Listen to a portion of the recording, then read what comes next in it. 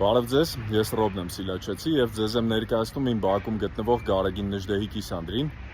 Շուրջը հրաշալի պուր կա, որը վերջին տարիներին ես եմ խնամել, այժմ ունեմ ձեր օգնության կարիքը։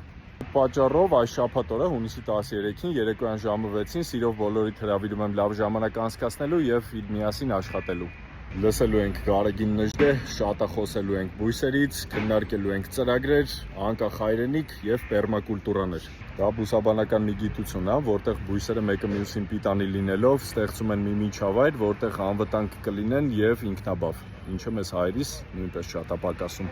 Սիրով կսպասենք բոլորիդ, համեցեք ծանոթանանք, միասին աշխատենք, լավ ժամանակ անցկացնենք, իսկ վերջում թութ թափ կտանք եւ կուտենք։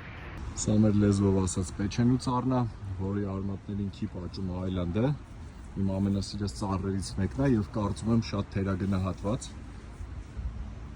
Հենց քիպ աճում է կաղնին, ծաղիկ տվող թփեր,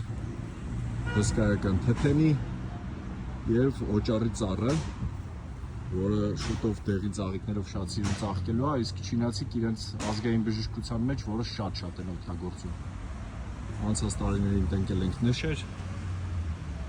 եւ կարիք ունենք խոտը հեռացնելու։